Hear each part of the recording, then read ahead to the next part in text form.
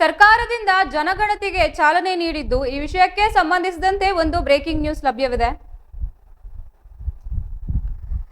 ಜನಗಣತಿಗೆ ಚಾಲನೆ, ಸರ್ಕಾರದಿಂದ ಮಹತ್ವದ ಕರೆ. 2027ರ ಜನಗಣತಿ ಕರ್ನಾಟಕದಲ್ಲಿ ಸಿದ್ಧತೆ ಶುರು. ಸ್ವಯಂ ಗಣತಿ ಪೋರ್ಟಲ್ಗೆ ವಿವರ ಸಲ್ಲಿಸಿ ರಾಜ್ಯಪಾಲರು ಸಿಎಂ ಡಿಕೆಶಿಯಿಂದ ಸಹಕಾರದ ಮನವಿ. ಏಪ್ರಿಲ್ 1ರಿಂದಲೇ ಗಣತಿ ಪ್ರಕ್ರಿಯೆಗೆ ಚಾಲನೆ.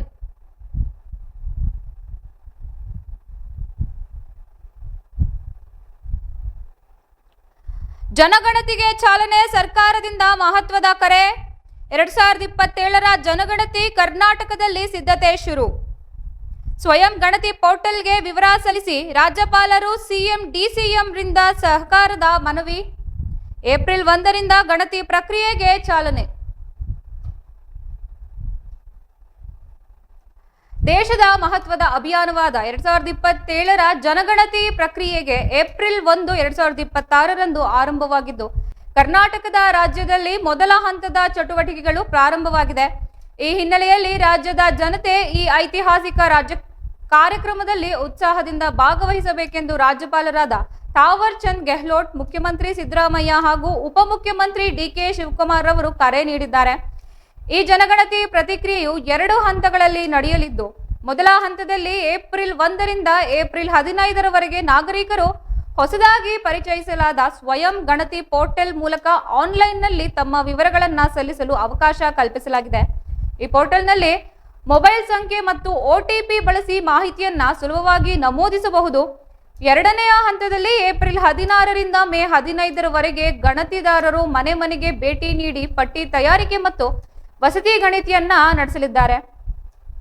ರಾಜ್ಯಪಾಲ ತಾವರ್ ಚಂದ್ ಗೆಹ್ಲೋಟ್ ಅವರು ಮಾತನಾಡಿ, ಜನಗಣತಿ 2027ರ ಅಂಗವಾಗಿ ನಾವು ಸ್ವಯಂ ಗಣತಿ ವ್ಯವಸ್ಥೆಯನ್ನ ಪರಿಚಯಿಸಿದ್ದೇವೆ. ನಾಗರಿಕರು ಏಪ್ರಿಲ್ 1ರಿಂದ 15ರವರೆಗೆ ವೆಬ್ಸೈಟ್ ಅಲ್ಲಿ ಮಾಹಿತಿಯನ್ನ ಭರ್ತಿ ಮಾಡಬಹುದು. ಮೊಬೈಲ್ ಫೋನ್ ಸಂಖ್ಯೆ ಮತ್ತು OTP ಮೂಲಕ ಈ ಪ್ರಕ್ರಿಯೆ ಪೂರ್ಣಗೊಳಿಸಬಹುದು. ಗಣತಿಯಲ್ಲಿ ಯಾರು ಬಿಟ್ಟು ಹೋಗದಂತೆ ಎಚ್ಚರಿಕೆ ವಹಿಸಲಾಗುವುದು. ಇದರಲ್ಲಿ ನಿಮ್ಮ ಸಹಕಾರ ಅತ್ಯಂತ ಮುಖ್ಯ ಎಂದು ಮುಖ್ಯಮಂತ್ರಿ ಸಿದ್ದರಾಮಯ್ಯ ಅವರು ಈ ಕುರಿತು ಮಾತನಾಡುತ್ತಾ, ಜನಗಣತಿಯು ರಾಜ್ಯ ಮತ್ತು ದೇಶದ ಭವಿಷ್ಯವನ್ನ ರೂಪಿಸುವ ಮಹತ್ವದ ಕಾರ್ಯವಾಗಿದೆ.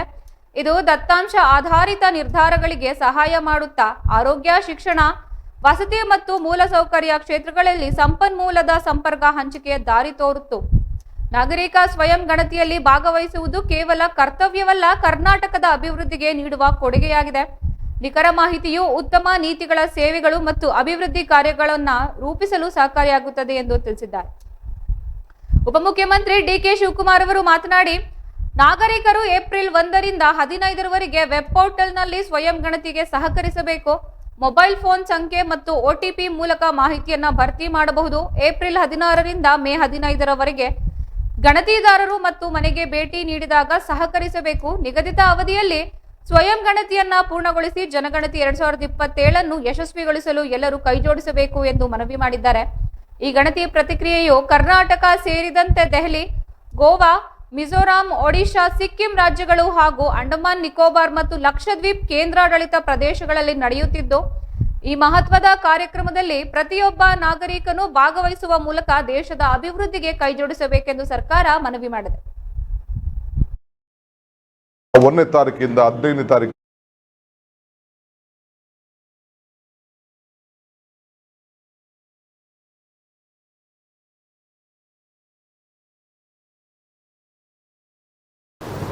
प्रिय कर्नाटक वासियों, जनगणना 2027 हमारे राष्ट्र के विकास पथ का एक महत्वपूर्ण चरण है। यह केवल जनसंख्या की जनगणना का कार्य नहीं, बल्कि भारत के सामाजिक, आर्थिक और सांस्कृतिक स्वरूप को समझने का एक सशक्त माध्यम है। इस बार की प्रिय कर्नाटक वासियों, जनगणना 2027 हमारे राष्ट्र के विकास पथ का एक महत्वपूर्ण चरण है। यह केवल जनसंख्या की जनगणना का कार्य नहीं। ಆತ್ಮೀಯ ನಾಡಬಾಂಧವರೇ, ಜನಗಣತಿ ನಮ್ಮ ರಾಜ್ಯ ಮತ್ತು ದೇಶದ ಭವಿಷ್ಯ ರೂಪಿಸುವ ಮಹತ್ವದ ಕಾರ್ಯ. ಇದು ದತ್ತಾಂಶ ಆಧಾರಿತ ನಿರ್ಧಾರಗಳಿಗೆ ಸಹಾಯ ಮಾಡುತ್ತದೆ. ನಮಸ್ಕಾರ. ಕರ್ನಾಟಕದ ಮಹಾಜನತೆ, ಇವತ್ತು ನಮ್ಮ ದೇಶದಲ್ಲಿ ಜನಗಣತಿ ಪ್ರಾರಂಭ ಆಗಿದೆ. ಈ ಜನಗಣತಿ ನಮ್ಮ ಜನರ ಬದುಕನ್ನ ರೂಪಿಸಲಿಕ್ಕೆ ಒಂದು ವಿಶೇಷವಾದಂತಹ ಕಾರ್ಯಕ್ರಮವನ್ನ ಸರ್ಕಾರಗಳು ಹಮ್ಮಿಕೊಂಡಿದೆ. ಕೇಂದ್ರ ಸರ್ಕಾರ 1ನೇ ತಾರೀಕಿಂದ 15ನೇ ತಾರೀಕುವರೆಗೂ ನೀವೇ ಅದನ್ನ ನಿಮ್ಮ ಪೋರ್ಟಲ್ಗಳಲ್ಲಿ. प्रिय कर्नाटक वासियों, जनगणना 2027 हमारे राष्ट्र के विकास पथ का एक महत्वपूर्ण चरण है। यह केवल जनसंख्या की जनगणना का कार्य नहीं। ಆತ್ಮೀಯ ನಾಡಬಾಂಧವರೇ, ಜನಗಣತಿ ನಮ್ಮ ರಾಜ್ಯ ಮತ್ತು ದೇಶದ ಭವಿಷ್ಯ ರೂಪಿಸುವ ಮಹತ್ವದ ಕಾರ್ಯ. ಇದು ದತ್ತಾಂಶ ಆಧಾರಿತ ನಿರ್ಧಾರಗಳಿಗೆ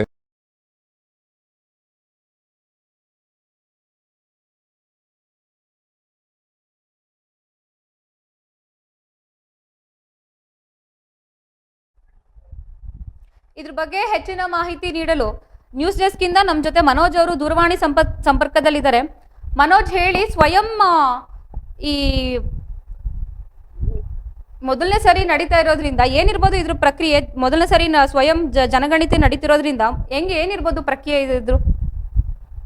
ಹೌದು ಪ್ರತಿಷ್ಠ ಮಹತ್ವ ಅಭಿಯಾನದ ಜನಗಣತಿ 2027ರ ಪ್ರದೇಶ ಕೂಡ ಈಗ ಶಾಲೆ ಕೂಡ ದೊರೆತಿದ್ದು, ಕರ್ನಾಟಕದಲ್ಲೂ ಮೊದಲ ಹಂತದ ಚಟುವಟಿಕೆ ಕೂಡ ಈಗ ಆರಂಭವಾಗಿರುವುದು. ಏಪ್ರಿಲ್ 1ರಿಂದ ಅಂದ್ರೆ ಇವತ್ತಿಂದ ಆರಂಭವಾಗಿ ಈ ಪ್ರಕ್ರಿಯೆ 2 ಹಂತಗಳಲ್ಲಿ ಕೂಡ ನಡೆಯಲಿದೆ. ಮೊದಲ ಹಂತದಲ್ಲಿ ಏಪ್ರಿಲ್ 1ರಿಂದ 15ರವರೆಗೆ ಕೂಡ ನಾಗರಿಕ ಸ್ವಯಂ ಗಣತಿ ವ್ಯವಸ್ಥೆ ಕೂಡ ಅಂದ್ರೆ ಪರಿಚಯಿಸಲಾಗಿದೆ. ಇದನ್ನೇ ಮೊದಲನೇ ಬಾರಿಯಾಗಿ ಈ ಮೂಲಕ ಕೂಡ ಜನರು ಆನ್ಲೈನ್ ಇರುವಂತಹ ವೆಬ್ಸೈಟ್ ಆಗಿರೋದು ಪೋರ್ಟಲ್ ನಲ್ಲಿ ಕೂಡ ಮೊಬೈಲ್ ಸಂಖ್ಯೆ ಮತ್ತು OTP ಅನ್ನ ಬಳಸಿ ತಮ್ಮ ವಿವರಗಳನ್ನು ಕೂಡ ಸ್ವತಃ ತಾವೇ ನಮೂದಿಸಬಹುದು. ಮತ್ತೆ ಇನ್ನೊಂದು ಕಡೆ ನೋಡಿದ್ರೆ 2ನೇ ಹಂತದಲ್ಲಿ ಏಪ್ರಿಲ್ 16ರಿಂದ ಮತ್ತೆ ಮೇ 15ರವರೆಗೆ ಕೂಡ ಗಣತಿದಾರರು ಕೂಡ ಮನೆ ಮನೆಗೆ ಭೇಟಿ ನೀಡಿ ಮಾಹಿತಿನ ಕೂಡ ಸಂಗ್ರಹವನ್ನ ಮಾಡಿ ಕಾರ್ಯವನ್ನ ನಡೆಯಲಿದೆ. ಈ ಹಿಂದೆ ರಾಜ್ಯಪಾಲರು ಕೂಡ ಅಂತಂದ್ರೆ ತಾವರ್ ಚಂದನ್ ಗೆಹ್ಲೋಟ್ ಕೂಡ ಮುಖ್ಯಮಂತ್ರಿ ಸಿದ್ದರಾಮಯ್ಯ ಹಾಗೂ ಉಪಮುಖ್ಯಮಂತ್ರಿ ಆದ DK ಶಿವಕುಮಾರ್ ಕೂಡ ಜನಗಣತಿ ಸಹಕರಿಸುವಂತೆ ಕೂಡ ಮನವಿಯನ್ನ ಮಾಡಿದ್ದಾರೆ. ಇದು ಜನಗಣತಿ ಕೂಡ ಪ್ರತಿಕ್ರಿಯೆ ಯಾವುದರಿಂದ ಯಾರು ಬಿಟ್ಟು ಹೋಗದಂತೆ ಕೂಡ ನೋಡಿಕೊಳ್ಳಲಾಗುತ್ತದೆ. ನಾಗರಿಕರು ಸ್ವಯಂ ಗಣತಿಯಲ್ಲಿ ಕೂಡ ಭಾಗವಹಿಸುವುದು ಅತ್ಯಂತ ಮುಖ್ಯ ಎಂದು ಕೂಡ ತಿಳಿಸಿದ್ದಾರೆ. ಮುಖ್ಯಮಂತ್ರಿ ಸಿದ್ದರಾಮಯ್ಯ ಅವರು ಕೂಡ ಮಾತನಾಡುತ್ತಾ ಜನಗಣತಿ ರಾಜ್ಯ ಮತ್ತು ದೇಶದ ಭವಿಷ್ಯ ರೂಪಿಸುವ ಪ್ರಮುಖ ಕೂಡ ಇದು ಪ್ರಕ್ರಿಯೆ ಆಗಿದೆ. ಆರೋಗ್ಯ, ಶಿಕ್ಷಣ ಆಗಿರ್ಬೋದು ಮತ್ತು ಮೂಲಭೂತ ಸೌಕರ್ಯ ಅಭಿವೃದ್ಧಿಗೆ ಅಗತ್ಯವಾದ ದತ್ತಾಂಶವನ್ನು ಕೂಡ ಇದು ಒಂದಾಗಿದೆ ಎಂದು ಕೂಡ CM ಸಿದ್ದರಾಮಯ್ಯ ಅವರು ತಿಳಿಸಿದ್ದಾರೆ. ಇನ್ನೊಂದು ಕಡೆ ಉಪಮುಖ್ಯಮಂತ್ರಿ DK ಶಿವಕುಮಾರ್ ಅವರು ಕೂಡ ನಿಗದಿತ ಅವಧಿಯನ್ನು ಜನರು ಸ್ವಯಂ ಗಣತಿಯ ಪೂರ್ಣಗೊಳಿಸಿ ನಂತರ ಮನೆಗೆ ಬರುವ ಗಣತಿದಾರರಿಗೂ ಕೂಡ ಸಹಕರಿಸಬೇಕು ಎಂತಂದ್ರೆ ಸ್ವಯಂವಾಗಿ ನಾವೇ ಕೂಡ ಅಂದ್ರೆ ಪೋರ್ಟಲ್ ಅಲ್ಲಿ ನಾವು ಏನೋ ಅಪ್ಡೇಟ್ ಮಾಡಿದ್ದೀವಿ ಅದ್ರ ಬಂದ್ಬಿಟ್ಟು ಮನೆ ಮನೆಗೆ ಬಂದು ಭೇಟಿ ಕೊಟ್ಟು ಡಾಟಾ ಕಲೆಕ್ಟ್ ಮಾಡುವಾಗ ಅವರು ಕೂಡ ಅವ್ರಿಗೆ ನೀವೇನು ಸ್ಪರ್ಶಿಸಬಹುದು ಕೂಡ DK ಶಿವಕುಮಾರ್ ಅಂದ್ರೆ ಸ್ವಯಂ ಗಣತಿ ಅಂದ್ರೆ ಏನು ಅಂತ ಕೇಳಿದ್ರೆ ಇದೇ ಮೊದಲನೇ ಬಾರಿಯಾಗಿ ಮಾಡಿದ್ರೆ. ಸ್ವಯಂ ಗಣತಿ ಅಂದ್ರೆ ಜನಗಣತಿಯ ಒಂದು ಹೊಸ ವಿಧಾನ. ಇದರಲ್ಲಿ ನಾಗರಿಕ ಮತ್ತು ಏನಂದ್ರೆ ತಮ್ಮ ಮನೆ ಮಾಹಿತಿಯನ್ನು ಸ್ವತಃ ಆನ್ಲೈನ್ ನಲ್ಲಿ ತುಂಬುವ ಅವಕಾಶವನ್ನ ಕೂಡ ಮಾಡಿಕೊಳ್ಳಲಾಗಿದೆ ಸರ್ಕಾರ. ಸರ್ಕಾರ ನೀಡುವ ಪೋರ್ಟಲ್ಗೆ ಹೋಗಬೇಕು ಮತ್ತೆ ಮೊಬೈಲ್ ಸಂಖ್ಯೆ ಹಾಕಿ ಆನಂತರ OTP ಮೂಲಕ ಕೂಡ ಲಾಗಿನ್ ಆಗಿ ಮನೆ ಹಾಗೂ ಕುಟುಂಬ ವಿವರನ್ನು ಕೂಡ ಅಂದ್ರೆ ಅವು ಯಾವ ವಿಲೇಜ್ ಏನು ಪ್ರತಿಯೊಂದು ವಿವರಗಳನ್ನು ಎಲ್ಲಾನು ಭರ್ತಿ ಮಾಡಿ ಮತ್ತೆ ಯಾವಾಗ ಇದನ್ನ ಮಾಡ್ಬೇಕಿದಂತ ಏಪ್ರಿಲ್ ಅಂದ್ರೆ ಇಂದಿನಿಂದ 15ರವರೆಗೆ ಅಂದ್ರೆ ಏಪ್ರಿಲ್ 1ರಿಂದ ಏಪ್ರಿಲ್ 15ರವರೆಗೆ ಕೂಡ ಸ್ವಯಂ ಏನಂತಂದ್ರೆ ಗಣತಿ ಕೂಡ ಆನ್ಲೈನ್ ನಲ್ಲಿ ಅಪ್ಡೇಟ್ ಮಾಡಬಹುದು. ಈ ಅವಧಿ ಕೂಡ ಸ್ವಯಂ ಗಣತಿ ಕೂಡ ಮಾಡಬಹುದು ಅಂತ ಹೇಳ್ಬೋದು. ಯಾವ ಮಾಹಿತಿ ಕೊಡಬೇಕು ಅಂತಂದ್ರೆ ಕುಟುಂಬ ಸದಸ್ಯರ ಸಂಖ್ಯೆ ಅಂದ್ರೆ ಒಂದು ಮನೆಯಲ್ಲಿ ಎಷ್ಟು ಜನ ಇರ್ತಾರೆ, ಮತ್ತೆ ಅವರ ವಯಸ್ಸು, ಮತ್ತೆ ಅವರ ಏನು, ಮತ್ತೆ ಶಿಕ್ಷಣ, ಉದ್ಯೋಗ, ಮನೆ ವಿವರ ಮತ್ತು ಆಸ್ತಿ ಪ್ರತಿಯೊಂದು ವಿವರ ಎಲ್ಲಾನು ಕೂಡ ಅವ್ರ ಏನಂದ್ರೆ ಅಲ್ಲಿ ಆನ್ಲೈನ್ ವೆಬ್ ಪೋರ್ಟಲ್ ಕೂಡ ಅಲ್ಲೇ ಮಾಹಿತಿ ಎಲ್ಲ ಟಿಕ್ ಮಾರ್ಕ್ ಮಾಡ್ಕೊಂಡು ಹೋಗ್ಬೇಕಾಗಿರುತ್ತೆ. ಮತ್ತೆ ಯಾಕೆ ಮುಖ್ಯ ಇದು ಅಂತಂದ್ರೆ ಅಂದ್ರೆ ಗಣತಿ ಸರ್ಕಾರಕ್ಕೆ ಸರಿಯಾದ ದತ್ತಾಂಶ ಸಿಗುತ್ತದೆ, ಅಭಿವೃದ್ಧಿ ಯೋಜನೆ ಕೂಡ ಸರಿಯಾಗಿ ರೂಪಿಸಬಹುದು. ಇದರಿಂದ ಆರೋಗ್ಯ, ಶಿಕ್ಷಣ, ಮೂಲಸೌಕರ್ಯ ಕೂಡ ಸರ್ಕಾರಕ್ಕೆ ಇದು ಏನಂತಾರೆ ಸಹಾಯ ಆಗಬೇಕಾಗುತ್ತೆ. ಇನ್ನೊಂದು ಕಡೆ ನಾವು ಗಮನಿಸಬೇಕಾದ ವಿಷಯ ಏನಂತಂದ್ರೆ ತಪ್ಪಿಲ್ಲದ ಮಾಹಿತಿಯನ್ನ ಕೊಡಬೇಕು. ಅಂದ್ರೆ ಕೆಲವರು ಏನಂದ್ರೆ ಅವ್ರ ತಪ್ಪಿರುವಂತ ಆಸ್ತಿ ವಿಚಾರ ಆಗಿರ್ಬೋದು ಮತ್ತೆ ಬೇರೆ ಬೇರೆ ರೀತಿ ಎಲ್ಲ ಪ್ರತಿಯೊಂದನ್ನು ಸರಿಯಾಗಿರುವಂತ ಕುಲಂಕುಷವಾದಂತ ಮಾಹಿತಿಗಳನ್ನ ನೀವು ಅಲ್ಲಿ ಫಿಲ್ ಮಾಡ್ಕೊಂಡ್ರೆ ನಮಗೂ ಕೂಡ ಸರ್ಕಾರ ಕೂಡ ಹೇಳಿದ್ರೆ ಒಂದು ಬಾರಿ ತುಂಬಿದ ನಂತರ ಏನಂತಂದ್ರೆ ವೆರಿಫೈ ಮಾಡಿಕೊಳ್ಳಬೇಕು. ಅಂದ್ರೆ ಅವ್ರ ಡಾಟಾವನ್ನ ಎಂಟ್ರಿ ಮಾಡಿದ ನಂತರ ಮತ್ತೆ ಅವ್ರು ವೆರಿಫೈ ಮಾಡ್ಕೋಬೇಕು. ಅಂದ್ರೆ ಅವ್ರಿಗೆ ಏನು ರೇಷನ್ ಕಾರ್ಡ್ ಆಗಿರೋ ಪ್ರತಿಯೊಂದು ಕೂಡ ಅವೆಲ್ಲ ಕೂಡ ಇದೆಲ್ಲ ಡಾಟಾ ಎಂಟ್ರಿ ಆಗುತ್ತೆ ಒಂದ್ ಸಾರಿ ಮಾಡಿದ ನಂತರ. ಮತ್ತೆ ಮುಂದೇನು ಏಪ್ರಿಲ್ 16ರಿಂದ ಮೇ 15ರವರೆಗೆ ಕೂಡ ಗಣತಿದಾರರು ಕೂಡ ಮನೆ ಮನೆಗೆ ಬಂದು ಕೂಡ ಮಾಹಿತಿಯನ್ನ ಪರಿಶೀಲಿಸ್ತಾರೆ. ಅವ್ರು ಕೊಟ್ಟಿರುವ ಡಾಟಾವನ್ನ ಇಟ್ಕೊಂಡು ಮತ್ತೆ ಖುದ್ದಾಗಿ ಅವರೇ ಮನೆ ಮನೆಗೆ ಹೋಗಿ ಏನಂತಂದ್ರೆ ಜಾತಿ ಗಣತಿ ಬಗ್ಗೆ ಕೂಡ ಮಾಹಿತಿ ಅಂತಂದ್ರೆ ಸ್ವಯಂ ಗಣತಿ ನಿಮ್ಮ ಮನೆಯ ಮಾಹಿತಿಯನ್ನು ಕೂಡ ನೀವು ತುಂಬಬಹುದು ಅಂತ ಹೇಳ್ಬೋದು. ಇನ್ನೊಂದು ಕಡೆ ಏನಂದ್ರೆ ಸರಳವಾಗಿ ಹೇಳೋದಾದ್ರೆ ನಾವು ನಾಗರಿಕ ತಮ್ಮ ಮನೆಯ ಮಾಹಿತಿಯನ್ನು ಸ್ವತಃ ಆನ್ಲೈನ್ ತುಂಬುವ ವ್ಯವಸ್ಥೆಯನ್ನ ನಾವು ಏನಂತಂದ್ರೆ ಸ್ವಯಂ ಗಣತಿ ಅಂತ ಹೇಳಿ ಕರಿತೀವಿ. ಈ ಪ್ರಕ್ರಿಯೆ ಏನಂತಂದ್ರೆ ಏಪ್ರಿಲ್ 1 ರಿಂದ 15 ಕೂಡ ನಡೆಯಲಿದ್ದು, ನಾಗರಿಕರು ಸರ್ಕಾರದ ಅಧಿಕೃತ ಪೋರ್ಟಲ್ ನಲ್ಲಿ ಮೊಬೈಲ್ ಸಂಖ್ಯೆಯನ್ನ ನಮೂದಿಸಿ ಅಲ್ಲಿ ಬರುವಂತ OTP ಅನ್ನ ಬಳಸಿ ತಮ್ಮ ವಿವರಗಳನ್ನ ಏನಿದೆ ಅದನ್ನ ನಮೂದಿಸಬೇಕು ಕಡ್ಡಾಯವಾಗಿ ಅಂತ ಕೂಡ ಹೇಳಿದ್ದಾರೆ. ಮತ್ತು ಮನೆ ಸದಸ್ಯರು ಮಾಹಿತಿ, ಶಿಕ್ಷಣ, ಉದ್ಯೋಗ ಸೇರಿದಂತೆ ಹಲವಾರು ಪ್ರಮುಖ ವಿವರಗಳು ಕೂಡ ಇದು ಏನಂದ್ರೆ ಭರ್ತಿ ಮಾಡಿ ಇದಾಗುತ್ತೆ. ಈ ವ್ಯವಸ್ಥೆಯ ಮುಖ್ಯ ಉದ್ದೇಶ ಏನಂತಂದ್ರೆ ಜನರು ಸ್ವತಃ ನಿಖರ ಮಾಹಿತಿಯನ್ನ ನೀಡುವುದರಿಂದ ಸರ್ಕಾರಕ್ಕೆ ಸರಿಯಾದ ದತ್ತಾಂಶ ಸಿಗುವಂತ ಸಾಧ್ಯತೆಗಳು ಇರುತ್ತೆ ಅನ್ನೋ ಕಾರಣಕ್ಕೋಸ್ಕರ ಇದೇ ಮೊದಲ ಬಾರಿಗೆ ಸ್ವಯಂ ಗಣತಿಯನ್ನ ಕೂಡ ಅವರು ತಂದಿದ್ದಾರೆ ಜಾರಿಗೆ. ಇದರಿಂದ ಆರೋಗ್ಯ, ಶಿಕ್ಷಣ, ಮೂಲಸೌಕರ್ಯ ಸೇರಿದಂತೆ ಹಲವು ಅಭಿವೃದ್ಧಿ ಯೋಜನೆಗಳು ಕೂಡ ಸರಿಯಾಗಿ ರೂಪಿಸಲು ಕೂಡ ಇದು ಸರ್ಕಾರಕ್ಕೆ ಸಹಾಯವಾಗುತ್ತೆ ಅಂತ ಹೇಳ್ಬೋದು. ಇನ್ನು ಸ್ವಯಂ ಗಣತಿ ಪೂರ್ಣಗೊಳಿಸಿದ ನಂತರ 2 ಹಂತದಲ್ಲಿ ಕೂಡ ಇದು ಜನಗಣತಿ ಕೂಡ ನಡೆಯುತ್ತೆ. ಏಪ್ರಿಲ್ 16 ರಿಂದ ಮೇ 15 ಕೂಡ ಅಂದ್ರೆ ಗಣತಿದಾರರು ಕೂಡ ಮನೆಗೆ ಭೇಟಿ ನೀಡಿ ಮಾಹಿತಿಯನ್ನ ಕೂಡ ಪರಿಶೀಲಿಸಿ ಕಾರ್ಯವನ್ನ ನಡೆಯಲಿದೆ ಅಂತ ಹೇಳ್ಬೋದು. ಆದ್ರಿಂದ ನಾಗರಿಕರು ನಿಗದಿಯ ಅವಧಿಯನ್ನು ಕೂಡ ಸ್ವಯಂ ಗಣತಿಯಲ್ಲಿ ಭಾಗವಹಿಸಿ ನಂತರ ಮನೆಗೆ ಬರುವ ಗಣತಿದಾರರಿಗೂ ಕೂಡ ಸಹಕರಿಸುವಂತೆ ಅಂತಂದ್ರೆ ಇದರಿಂದ ಸಹಕಾರ ಮಾಡ್ಬೇಕು ಅಂತ ಕೂಡ ಸರ್ಕಾರ ಇವತ್ತು ಕೋರ್ಕೊಂಡಿದೆ ಅಂತ ಹೇಳ್ಬೋದು. ಅತ್ಯಂತ ಮುಖ್ಯವಾಗಿದೆ, ಅವ್ರೇನು ಸ್ಪಂದಿಸಬೇಕು ಬಂದಂತೆ, ಯಾಕಂದ್ರೆ ಇದು ಸರ್ಕಾರಕ್ಕೆ ಬೇಕಾಗಿರುವಂತ ದತ್ತಾಂಶ ಇದು ಜನಗಣತಿ. ಒಟ್ಟಿನಲ್ಲಿ ದೇಶದ ಅಭಿವೃದ್ಧಿಗೆ ಸಹಾಯ ಮಾಡುವಂತ ಮಹತ್ವದ ಪ್ರಕ್ರಿಯೆ ಆಗಿರುವುದರಿಂದ ಪ್ರತಿಯೊಬ್ಬರು ನಾಗರಿಕರು ಇದರಲ್ಲಿ ಭಾಗವಹಿಸುವಂತೆ ಸರ್ಕಾರ ಕೂಡ ಮನವಿ ಮಾಡಿದೆ. ಪ್ರತಿಷ್ಠಾ, ಧನ್ಯವಾದಗಳು ತಮ್ಮೆಲ್ಲ ಮಾಹಿತಿಗೆ ಮನೋಜ್.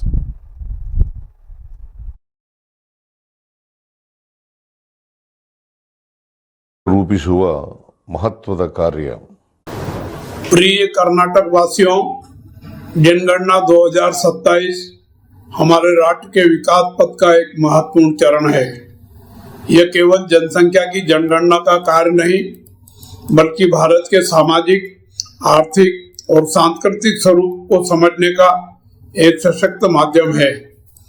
इस बार की जनगणना में स्वगणना की सुविधा प्रदान की गई है, जो नागरिकों की सक्रिय भागीदारी और डिजिटल भारत के सशक्त स्वरूप का प्रतीक है। मैं कर्नाटक के सभी नागरिकों से आग्रह करता हूं कि वे इस ऐतिहासिक प्रक्रिया में बढ़ चढ़कर भाग लें। स्व गणना के माध्यम से आप स्वयं अपनी और अपने परिवार की जानकारी सुरक्षित, सरल और सटीक रूप से दर्ज कर सकते हैं। इससे समय की बचत होगी और आंकड़ों की शुद्धता, पारदर्शिता भी सुनिश्चित होगी। जनगणना के आंकड़े सरकार को शिक्षा, स्वास्थ्य, आवास, रोजगार और आधारभूत सुविधाओं की बेहतर योजना बनाने में सहायता करते हैं। अतः प्रत्येक नागरिक का यह कर्तव्य है कि वह सही और पूर्ण जानकारी ac.census.gov.in में प्रदान करें। मैं विशेष रूप से युवाओं, नागरिकों और सामाजिक संगठनों से अपील करता हूं कि वे इस अभियान में सहयोग प्रदान करें और डिजिटल माध्यमों के उपयोग में दूसरों की सहायता करें, ताकि कोई भी नागरिक इस प्रक्रिया से वंचित न रहे। कर्नाटक सदैव प्रगति, नवाचार और जन भागीदारी का अग्रदूत रहा है। मुझे पूर्ण विश्वास है कि आप सभी इस राष्ट्रीय कर्तव्य को पूरी निष्ठा और जिम्मेदारी के साथ निभाएंगे। आइए हम सब मिलकर जनगणना 2027 को सफल बनाएं और एक सशक्त, समावेशी एवं विकसित भारत के निर्माण में अपना योगदान दें। जय हिंद, जय कर्नाटक।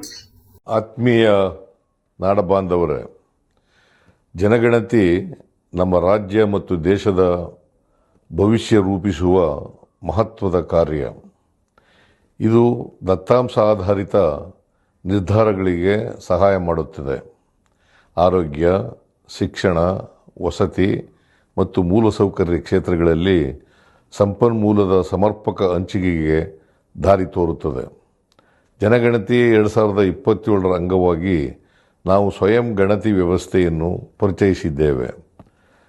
2026 ಏಪ್ರಿಲ್ 1 ರಿಂದ 15ರವರೆಗೆ ಪ್ರತಿ ಕುಟುಂಬವು ತಮ್ಮ ಮಾಹಿತಿಯನ್ನು SC.census.gov.in ಆನ್ಲೈನ್ನಲ್ಲಿ ಭರ್ತಿ ಮಾಡಬಹುದು.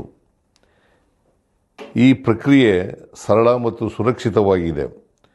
ಮೊಬೈಲ್ ಫೋನ್ ಸಂಖ್ಯೆ ಮತ್ತು OTP ಮೂಲಕ ಸುಲಭವಾಗಿ ಈ ಪ್ರಕ್ರಿಯೆ ಪೂರ್ಣಗೊಳಿಸಬಹುದು. ಇದರಲ್ಲಿ ನಿಮ್ಮ ಭಾಗವಹಿಸುವಿಕೆ ಅತ್ಯಂತ ಮುಖ್ಯ.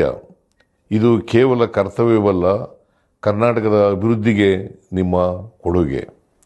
ಇಂದು ನೀವು ನೀಡುವ ನಿಖರ ಮಾಹಿತಿ ನಾಳೆಯ ಉತ್ತಮ ನೀತಿಗಳು, ಸೇವೆಗಳಿಗೆ ಮತ್ತು ಅಭಿವೃದ್ಧಿ ಕಾರ್ಯಕ್ರಮಗಳನ್ನು ರೂಪಿಸಲು ಆಧಾರವಾಗುತ್ತದೆ. ನಮಸ್ಕಾರ. ಕರ್ನಾಟಕದ ಮಹಾಜನತೆ, ಇವತ್ತು ನಮ್ಮ ದೇಶದಲ್ಲಿ ಜನಗಣತಿ ಪ್ರಾರಂಭ ಆಗಿದೆ. ಈ ಜನಗಣತಿ ನಮ್ಮ ಜನರ ಬದುಕನ್ನ ರೂಪಿಸಲಿಕ್ಕೆ ಒಂದು ವಿಶೇಷವಾದಂತ ಕಾರ್ಯಕ್ರಮವನ್ನ ಸರ್ಕಾರಗಳು ಹಮ್ಮಿಕೊಂಡಿದೆ. ಕೇಂದ್ರ ಸರ್ಕಾರ 1ನೇ ತಾರೀಕಿಂದ 15ನೇ ತಾರೀಕುವರೆಗೂ ನೀವೇ ಅದನ್ನ ನಿಮ್ಮ ಪೋರ್ಟಲ್ಗಳಲ್ಲಿ, ಆನ್ಲೈನ್ ನಲ್ಲಿ ಎಲ್ಲ ಕೂಡ ನಿಮ್ಮ ವಿಚಾರಗಳನ್ನ ಹಂಚಿಕೊಳ್ಳಲಿಕ್ಕೆ ಅವಕಾಶವನ್ನ ಕೊಟ್ಟಿದೆ. ಮುಂದಿನ ದಿನಗಳಲ್ಲಿ ಮನೆ ಬಾಗಿಲಿಗೆ ಬರುವಂತ ಕಾರ್ಯಕ್ರಮ ಕೂಡ ಸರ್ಕಾರ ಹಮ್ಮಿಕೊಂಡಿದೆ. ದಯವಿಟ್ಟು ತಪ್ಪದೆ ಭಾಗವಹಿಸಬೇಕು. ಇದರಿಂದ ಎಲ್ಲ ಜನರಿಗೆ ನ್ಯಾಯವನ್ನು ಒದಗಿಸಿಕೊಡುವಂತಹ ಕಾರ್ಯಕ್ರಮವನ್ನ ಸರ್ಕಾರಗಳು ರೂಪಿಸಿದೆ. ಈ ಜನಗಣತಿ ನಿಮ್ಮ ಬದುಕಿಗೆ, ರಾಜ್ಯಕ್ಕೆ, ದೇಶಕ್ಕೆ ಅನುಕೂಲ ಆಗ್ತದೆ. ದಯವಿಟ್ಟು ತಮ್ಮ ಎಲ್ಲ ಮಾಹಿತಿಯನ್ನ ದೊರಕಿಸಬೇಕು ಅಂತ ಹೇಳಿ ನಾನು ಸರ್ಕಾರದ ಪರವಾಗಿ ಮತ್ತು ವೈಯಕ್ತಿಕವಾಗಿ ನಾನು ಪ್ರಾರ್ಥನೆ ಮಾಡ್ತಾ ಇದ್ದೇನೆ. ನಮಸ್ಕಾರ. प्रिय कर्नाटक वासियों, जनगणना 2027 हमारे राष्ट्र के विकास पथ का एक महत्वपूर्ण चरण है। यह केवल जनसंख्या की जनगणना का कार्य नहीं। ಆತ್ಮೀಯ ನಾಡಬಾಂಧವರೇ, ಜನಗಣತಿ ನಮ್ಮ ರಾಜ್ಯ ಮತ್ತು ದೇಶದ ಭವಿಷ್ಯ ರೂಪಿಸುವ ಮಹತ್ವದ ಕಾರ್ಯ. ಇದು ದತ್ತಾಂಶ ಆಧಾರಿತ ನಿರ್ಧಾರಗಳಿಗೆ ಸಹಾಯ ಮಾಡುತ್ತದೆ. ನಮಸ್ಕಾರ. ಕರ್ನಾಟಕದ ಮಹಾಜನತೆ, ಇವತ್ತು ನಮ್ಮ ದೇಶದಲ್ಲಿ ಜನಗಣತಿ ಪ್ರಾರಂಭ ಆಗಿದೆ. ಈ ಜನಗಣತಿ ನಮ್ಮ ಜನರ ಬದುಕನ್ನ ರೂಪಿಸಲಿಕ್ಕೆ ಒಂದು ವಿಶೇಷ